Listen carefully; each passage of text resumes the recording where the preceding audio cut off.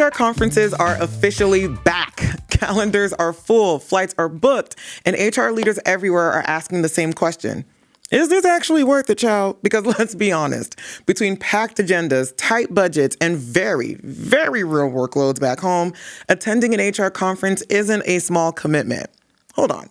I'm Kate Noel, head of people operations at Morning Brew Inc. And to help me unpack all of that today, I'm joined by two people who see HR conferences from very different but very complementary angles. First up, I have Eleni DuBois, who's the VP of Events at Morning Brew, and Eleni is responsible for building and producing the HR conferences many of you attend, so thank you for that. And secondly, I'm joined by Kristen Parisi, who's our senior reporter at HR Brew. She covers the HR industry every single day and has a front row seat to the themes, conversations, and questions that keep showing up across the conferences. So if you're down for the conversation, let's get into it. Good news, HR leaders. QuickBooks Payroll is evolving into a complete human capital management platform. This means it now helps growing businesses manage their entire team lifecycle and payroll in one organized oasis, aka platform. So HR, go ahead and breathe that sigh of relief. With QuickBooks, businesses will be able to hire and onboard employees directly inside the platform. You can also manage HR documents, policies, and workflows in one place, and see workforce data seamlessly reflected in payroll and financials. Starting this summer, enjoy end-to-end workflows for hiring and onboarding, from offer letters to collection of digital paperwork, and create a smooth first day experience, ensuring payroll-ready employee data from the start. Bonus, this also reduces manual work for your beloved HR pros. Learn more at quickbooks.com/workforce. That's quickbooks.com/workforce. Let's start off with, at the highest level, what is the point of HR conferences today? Eleni, why don't we start with you? And Kristen, of course, feel free to go on the back end. Great question, Kate. I would say clarity, right? They help people zoom out a bit and reset priorities, and I think really focus on what actually matters. Love that. How about you, Kristen? What is your thought based on the journalist side of things? I was going to say that's so much more eloquent than I would put it. I think it depends on the setting, but I think a lot of it, folks are looking for connection, especially so many HR teams are very small. Sometimes they're one-person shops, and so they're looking to hear from other people about what they're experiencing. That is so true, because one thing I say all the time, HR is very small, but we are mighty. And oftentimes we are like a one-person show, and what we lack often is community. So what I'm hearing from the both of you is like, maybe that's the purpose in which they're supposed to serve. But honestly, is that what's actually happening? Are we getting the community? Like, it's okay to spill tea. It's a safe space. Like, between the two of y'all, what do y'all think? Why it should be community? Is that actually happening in real time with these conferences? I think yes and no. Okay. I think that everyone has different priorities when they attend an event, right? And so most people are attending an IRL event to network and build some community, but some people just want to absorb the content and learn, get clarity, hear what they're doing right, get validation. And so I think that mostly, yes, that is the case, that people are connecting. They're connecting on LinkedIn after the fact. They're staying in touch. But others may not prioritize that as much. It may just be there to learn and take that back to work. What do you think, Kristen? I think sometimes there's a disconnect between what the organizer of the event is trying to achieve versus what the attendees maybe are trying to get out of it. And I notice this more with larger events where the disconnect seems to be a little bit bigger. Can I give an example real quick? So I went to an event over the summer at NYU, and it was very small, just for certain practitioners. There were maybe 150 people in the room. And that one wasn't so much for networking. There was only about 45 minutes to an hour of networking. But then the rest of it, people were really learning and engaging in a little bit of room-wide debate. And so there was nothing there for show. And that spoke to me. I got more personally as a journalist, even though it was all or mostly off the record, I got more out of that 7 hours than sometimes I will in 3 days at a conference. So I really think it depends on how it's built to make sure that it's built around the attendees. That's a fair point. And that makes me want to go back to you, Eleni, because again, as the person extraordinaire who puts a lot of events together, for those who may be unfamiliar, Eleni is the one from the ground up, quite literally the first person over at Morning Brew who has built our events team, and not just for HR folks, but she's done it across the gamut. When you are trying to put events together, whether it's in person, virtually, what are the things that go through your mind of like, what do I need to do to put it together so that it does satisfy the needs of those attending? So to kind of piggyback off of what Kristen tries to get out of an event, that's how I start building. I start with our audience. And we make events for the folks that are actually doing the work. So we're incredibly audience centric, and then we build the content around that. So we spend a lot of time getting to know all of our readers, our HR readers, our marketing brew leaders. We run the gamut, and they're all different, and they all have different behaviors, and they all have different jobs. And we're obsessed with what they want to get out of events and what they're engaging on a Morning Brew. And so we start with our audience, and then we'll build the experience around that, if that makes sense. It does. It does. And so based on that, that sounds logical. That sounds like the things we should be doing. But to Kristen's point, there are a lot of spaces and events that seems to be missing that mark, though. And so in your opinion, Eleni, seeing how you are approaching it, and thankfully we do it well for our own ecosystem at Morning Brew, where are we kind of like finding that disconnect? Why is the ideation not equaling excellent execution? So I can only speak from like our experience, right? And where we've had missteps. And I think that we made some missteps when we were just trying to market to certain titles, right? Because those sell tickets. And events do that. That's not gonna not happen. But I think that if we really focus on understanding the audience and what they want out of this particular event product, then we can build from there, right? Because everyone wants a little something different out of every event. I think that everyone's a little bit different in terms of just how they behave and communicate on site. So how do you build an event that's going to check all those boxes? It's impossible. But again, we have readers. We study our readers. We learn about our readers. We try to build those events around what they want, what experiences they want, and then kind of go from there, if that answers your question. No, it does. And so, Kristen, based on what Eleni shared, what are some questions you wish organizers or people who are curating these spaces would ask you as a person who is showing up into these spaces that, look, I'm an HR person, so I love a survey real bad. So I'm just curious, what are some of the questions you wish they would ask you to make something more aligned with what you're looking for?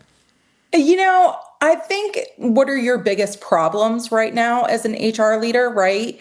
I don't want to shade any particular organization on here, but sometimes you do go to one of these like really bigger events, and you can tell, they have certain sponsors they're trying to please a little bit too much. Maybe there's a lot of lawyers in the room and not practitioners. So who do you want to hear from? Who are you really eager to hear from? President Clinton spoke at a big HR conference a few years ago. He's not exactly the picture perfect person when you think of HR issues, right? A case study indeed. A case study indeed. So you want to think of, okay, who do they want to hear from and what are they trying to learn? I think it's almost kind of simple questions, but maybe we forget to ask them. I feel like you have some thoughts, Eleni. I saw your head shaking a little bit. I was just cracking up because I thought you were going to talk about Hillary Clinton, who I have heard at an event, and she's fantastic. We survey all the live long day, and I know HR practitioners absolutely love a survey, but we survey after events. And again, like I'm not here to say we get it all right, but we do tend to survey our audience. If you want to fill out the survey and take the time to do that and also attend our events, that's a bonus. But Kristen, you're right. Like those are exactly the questions that we ask. Obviously, we want to understand, experience-wise? Like, was it easy to get here? Were we communicative with you? But then we want to know, what did we miss? Like, what didn't we get right?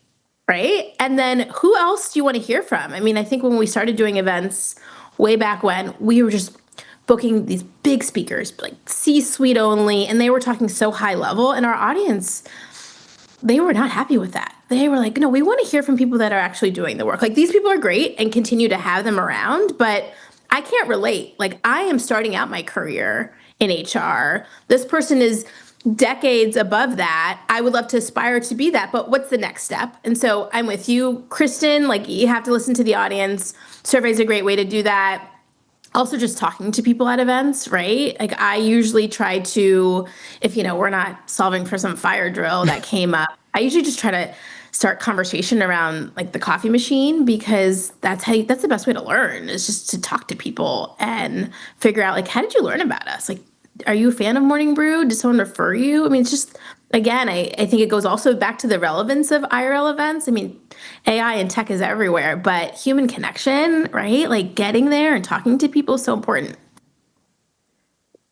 Absolutely. And coffee machine, that makes me wonder though, like, that's obviously since COVID, I feel like the skills of conversation or networking or connection has kind of faltered a little bit. And so since we're talking about HR conferences, it's not just about what you're seeing on stage that makes it valuable. Exactly like you guys are saying, it's the networking. And so being that you are the professional of questions, Kristen, like, off the top of your head, what are some recommendations of questions that you think those who are attending a conference should kind of have like lined up in their mind already to really start engaging in conversations with those who may be considered their peers, their colleagues, or perhaps it's an event where they're looking to be considered for a role that may be outside of what they're presently employed in? Like, what are the type of like questions people should really come in armed with to make sure that they're leaving with the best quality experience?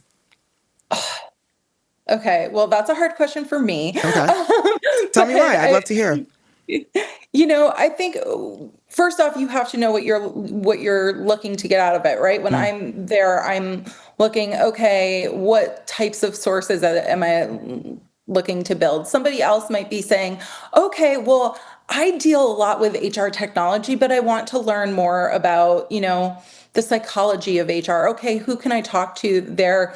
How do I get in those spaces? Which I think that can be really hard, especially at a larger event where you're like, okay, well, how do I approach somebody? You feel awkward, kind of. I'm sure everyone who's listening knows that feeling of trying to look at someone's name tag without being too obvious, and trying to look at someone's name tag and see who they work for or what their title is.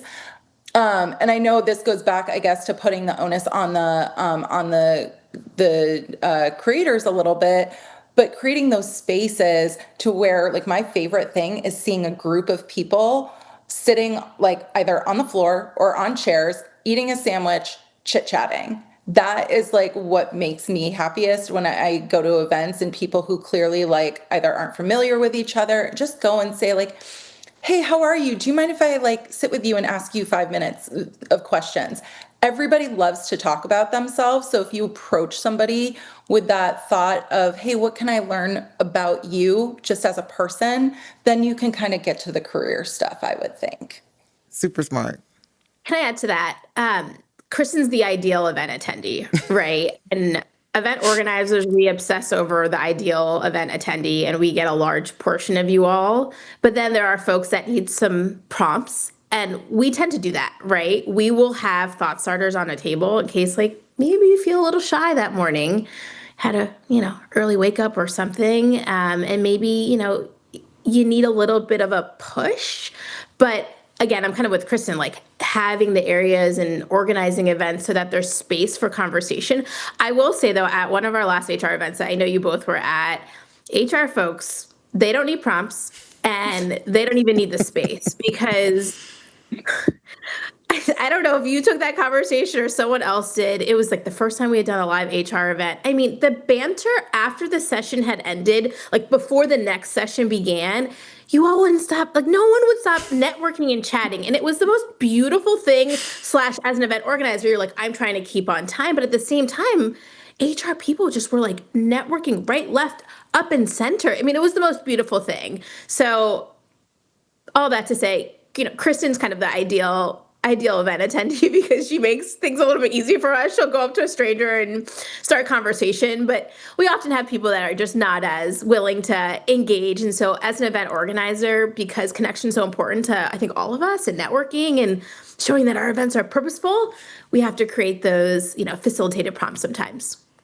Yeah, we're yappers. We don't get the chance to really engage and talk with other people, and let alone other people, sure, but like-minded folks who are also in HR. So it's okay, we already understand the honor system, whatever we're discussing, the sensitivity, confidentiality, it's all there.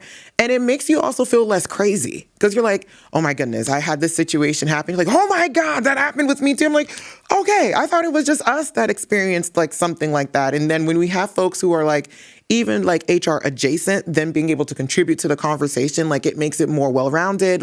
You leave with something, you know what I mean? Yeah, it's validation, Yes. right? Yeah. I remember the last HR event we did was all on AI, and maybe this was a year ago. And what it boiled down to was human behavior, and to be able to have an event that's talking about that, but then people can be wait, actually, oh wow, okay, was I doing that right? Was I doing that wrong? Okay, this is validating. I'm not crazy that I thought this or I thought that. So yeah, I'm completely with you. That, just that sense of, okay, I'm not crazy. I am approaching work this way or working with people this way. And I love to see that. As an event organizer, it is the most beautiful thing to see the ease someone feels after attending an event where they feel like their work is validated. That's just goosebumps worthy. Actually, low key, just because you brought up AI, that might actually be something to help with this situation too. Not that I've done it. Not that it would be wrong if I did. But if you are unsure of kind of questions to kind of have armed in your back pocket, most events have a blurb. There's a summary, there's a synopsis, there's an understanding of what it is that you're going to be walking into. Low key, copy, paste in whatever AI space that you want and give the prompt of, put together 5 to 10 questions that I can ask a stranger or another person who is attending this event based on what I do and how I can have a conversation starter. That could actually help you be a part of the conversation and come in prepared, just in case naturally you don't feel like you know the right things to say. That might actually be a good mental exercise to get you going, and you'd be surprised. Also, if you even said, not for nothing, these questions came from ChatGPT, and I'm so glad that I was able to get here. I promise you, you would break the ice there. So maybe that's something to consider as a little tip as well. I don't know. What do y'all think I about like that? Hot tip. Hot. That's so smart. Just come prepared, right? Yeah. Yeah, even if you want to talk to a speaker and they work for X company and you work for Y company, you're just trying to figure it out. Throw that into, whatever tool you use and come prepared, put it on your notes section. I love that. I mean, Kristen, as a reporter, I'm sure you all use different tools and tricks to kind of get yourself prepared to talk to folks, to get those stories out, get those sources, right? Yeah. I mean, for me personally, it's honestly, it's still a struggle for me sometimes to approach somebody, especially somebody either you admire, in your career. You're afraid of bothering the person, you don't know what to say. I usually start with, hey, I really like your shoes, just because that's real easy and a good way to start things off. And it's somewhat universal, no matter the gender. But yeah, it can be, I'm empathetic, I think, to folks who that first step, even if they are in HR and HR people are naturally chatty, that first step can be really, really hard. That's fair. And look, everybody's wearing shoes. So at the end of the day, everybody's wearing shoes. So that's going to definitely be an easy way to get the conversation started. But for you, Kristen, you're bringing up a very natural next question for me. And so do you actually see gaps or just areas of opportunity when it comes to representation in roles, company size, or even honesty in HR events? Because a few times I've heard that you've mentioned if it's larger organizations or larger events, sometimes things can be lost in the sauce. And so I'm curious to know if you think that there are just spaces that are just not being represented, and because of that, we're missing some things when it comes to some of these events. Yeah, it's funny. I think several companies and organizations that are putting on these events in the last year especially have shied away from certain topics. We can say it here. They've shied away from anything relating to diversity, equity, and inclusion, but people still have a lot of questions about that. So I think being able to approach maybe the harder questions. I have so much empathy for everyone who's involved in these situations because you're serving so many people. You want to be inclusive. You want everyone from a brand new HR leader or HR practitioner to a CHRO to feel like they're going to get something out of it. You want to make sure that there's a wide range of topics covered, and you also don't want it to feel too formulaic. And I think that comes back to just asking your audience questions or even observing how they're reacting to different subject matter. But all of that to say, it's a difficult thing. And I'm glad that I'm not in Eleni's position because I don't think that I would be able to create events that are curated for audiences like this, especially HR, where there's so many different functions within the overall practice. Well, I guess it's a great day to be Eleni with you being the one to, you're like, don't want to be that. But look, it's if the crown fits, right? It's tough. It is tough. Our events aren't breaking news. Our events are helping folks do their job a bit better. But it comes up. It has come up. I would say, depending on when you time things, depending on sort of the political climate, what I always do is try to just loop in more senior voices, sometime HR themselves, just to get their perspective if we think a speaker perspective may not resonate as the event has legs and lives on. But sometimes you just have to make the call. It's tough. We've had speakers that we book and then they have to change, they have to pivot for undisclosed reasons. And I don't blame them. We all have careers and reputations that we want to look after. But, I would like to hope that events are still a place where you can have real honest conversation, whatever that conversation is. And perhaps with some of these more like hot topics, a smaller venue is better for that, right? So if your organization wants to shy away from talking about some big hot topic that's very much in the news, like perhaps we pivot to a intimate record, off the record roundtable, right? I think that event organizers have an obligation to every attendee to make them feel safe and comfortable, right? So it's tough. It's really tough. Sometimes you have to make the call. Like we don't want to just do events where everyone's just like agreeing. I think the best kind of events have like tension, a little bit of spice, but sometimes you just have to make the call and respect that folks may just not want to engage in certain dialogue because their company doesn't want to take a stance or it just feels too soon. Fair enough. And I think that speaks to the event that you were talking about, Kristen, where like it was that 7-hour thing, but it was like off the record. Everyone like had everyone had understanding of like, hey, we're all coming in here with our truths. We're respecting each other's perspective. We're not expecting to walk out with anything so that it's given to the internet. It's like we're truly just here being in the moment. And that might speak to some of those sensitive topics or like the things that people may be a bit more cautious about speaking to in any group setting. Absolutely. So based on that, what is the thing that you believe at the end of an HR conference that you would hope an HR professional should expect to walk away with? Like if you could have that said in like 2 to 3 sentences, what would you hope that thing is to say that it was a job well done? Great question. I always talk about these kind of 3 things, clarity, which I've mentioned earlier, right? Confidence and connection. I think those are 3 really important things that if everyone that attends our events, if they get that after spending half a day or a day with us, that is money well spent.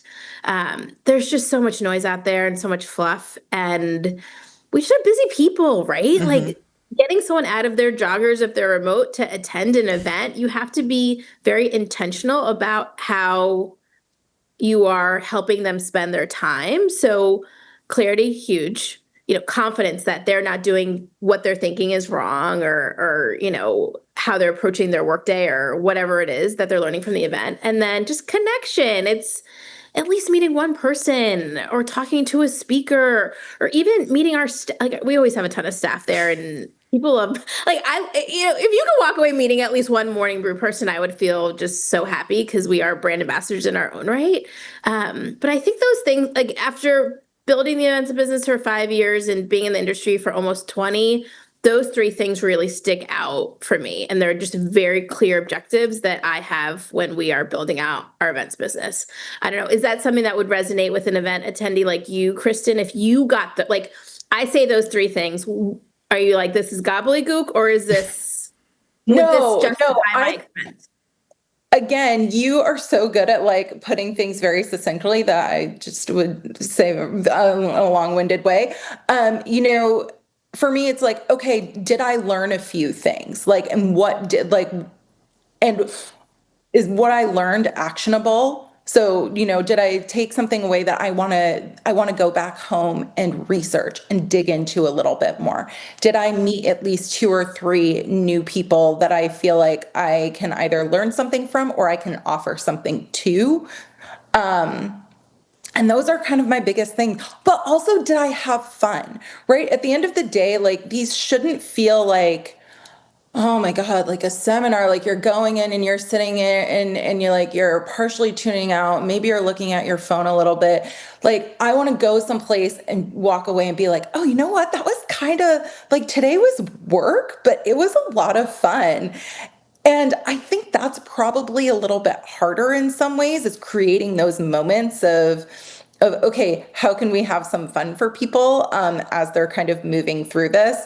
But that also comes again to speak to Eleni's praises, where she's really good at finding great speakers, because if you have good speakers, they're engaging, they're going to make you laugh. They're not going to make it feel like you're sitting through, History 101 in college. Thank you for that. No, we have an incredible programming team who works very closely with our reporters and editors to get really, really good speakers, so people are like tuned in. After you, Kate. Just to go a bit more with what you were saying, Kristen, about actionable items, I would actually say that's probably one of the most important things as an HR professional to walk away from. And I say this because oftentimes it's not that easy to get an HR person to step away from their desk for whatever number of hours, let alone to do a 3-day conference, to travel somewhere. Oftentimes the HR person's the one advocating for someone else to do it on the company's time and dime, but it's not often that we are the one that's being considered. And so if we do manage to finesse the system and be able to attend these type of things, there's also then like this unspoken expectation that when you come back, you're then proving the reason as to why it was worth your time to go to this event, whether it was a half day or a full day or et cetera. And the way that you can show that is by having that to-do list based on what you've learned at that conference. Like, I know how difficult it can be to prove that, L&D is not based on what we just give, but what we are supposed to receive as well. And so I think it's a job well done, whether it's like you, Eleni, as an organizer who is putting this together, or for you, Kristen, who is a person who's attending, to be able to say like, well, actually, yes, I met an HR person at this event, or I met another professional in this like very industry specific networking event, and I was able to have a connection. I was able to give some toolkits on what they can do to bring back into the workplace. And then the best part about it is we can come back. Like, this ain't a one and done situation. Like, we want that loop to keep existing, right? Like, we want this to not just be, oh, well, that was nice while it happened, and then we just write in our diary or talk about it in our therapy session. Like, we're hoping we can see a rinse and repeat. Or at least I assume, but let me know if I'm wrong with either of you. If I can add to that really quickly, and I'll name drop here, Qualtrics, which I know we've had one of their folks come and speak at one of our conferences, but they have, at the end of the day, like, they have a product, but they ultimately, from what I've heard, I haven't attended their like big conference, their conference, I've heard, is effective because they have customers coming in, they have potential customers coming in, and people walk away from there feeling like they really learned something. But then they also have a concert at the end. So they have it's a 3-day conference. So it's a lot of, to your point, Kate, it's a lot of time and money. And I have friends who have gone to that and other companies that are similar to their events and gone, wow, not only do I understand how to use this product better, that'll now serve our employees better for surveys, for whatever else. But I had a great time and, was able to blow off a little bit of steam in the process because my job is a lot of hard work and I answer to a lot of people and it's a lot of emotional labor. Love that. Eleni, how about you? I was going to say what you were describing earlier, Kate, is exactly right. We usually have a little like FAQ in all of our event pages, which is like how to convince your boss to let you go to this event, right?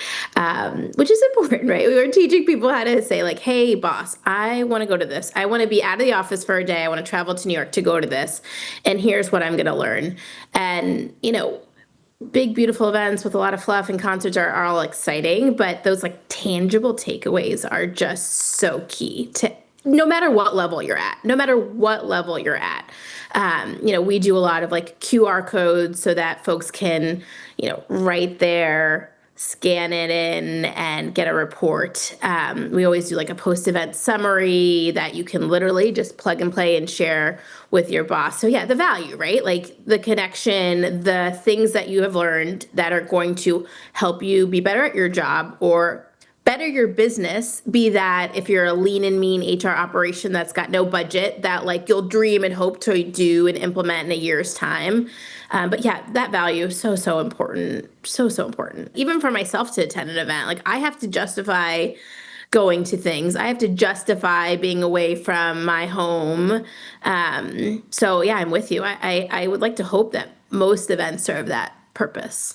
Yeah, and honestly, I think that's amazing. The FAQs on how to convince your boss, like having like the post-event summary. It's like you're making it easy for me to just exist. All I got to do is just pick up and paste and like bring it back home or bring it back to the ranch. And I think that's amazing. I don't know if a lot of events actually does that, but the fact that we have that in-house, I think that's fantastic. And for anyone who's listening or watching, like definitely have that framework even for yourself of like, okay, what are the things that I can pull from this and apply back into, my homestead or seeing if it already exists so that you don't have to create it. I love that in this entire conversation, we've basically touched on like what makes a conference worth it. Who should be in the room? Are we here for the concert or are we here for the conferences, really? Like, are we just having fluff of just like randos who are politicians or musicians or people who are actually doing the things that we are here to learn about? How can AI be a supplement and a support to that? We don't need to be afraid about it. Maybe it could be an assistance.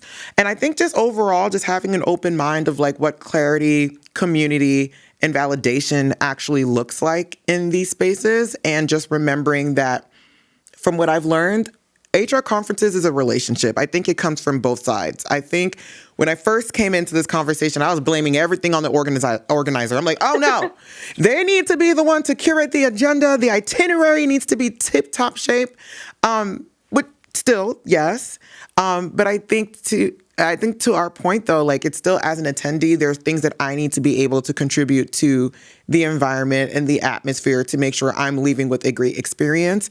Hopefully adding someone to my community, whether it's one person that I've ate a sandwich with, to Kristen's point, on the floor, or someone that I ended up having like a LinkedIn like follow up. And I feel like that is what makes an HR event or an HR conference worth it overall. So thank you to you two for really helping me like learn in real time about like the different perspectives. I don't think we get that all too often where we get the behind the scenes and the person who's like attending it. So thank you so much. But even before we wrap, please let me know where we can find you. How can we stay up to date with what you guys got going on or hearing about future Morning Brew events? I could kick it to you first, Kristen, and please, Eleni, feel free to jump in right after. Yeah, if you're not yet, please subscribe to HR Brew, our daily newsletter. You can also find me on LinkedIn. Please feel free to reach out. I'm always, searching for more community. And I will add, you can find all of our events on hr-brew.com/events. And we actually have a really big, amazing HR summit coming up that both of you will be at. Kate will host and Kristen will do her reporting thing on April 21st at Rockefeller Plaza in New York. Definitely connect with me on LinkedIn. We'd love to see you there. But this has been exciting. This has been fun. And you're so right, Kate. Like, it's so great. We should do this more often, right? Like, we should talk to the attendee. We should talk to the organizer. We should talk to the host or the person. You're kind of a little bit of everything, Kate, in an event experience. And so what better way to just, like, again, validate, oh, is this crazy or is this not? So thanks for gathering us. No, the pleasure is all mine. Truly, truly, truly. And for everyone listening, as always, based on our conversation today, if you have something that you'd like to contribute, some references or anything like that, you know where to find us. But just in case you forgot, please email us at peopleperson@morningbrew.com, which you can also find in the show notes. Save the date for that April date for the HR Summit. But until then, we'll see you next time.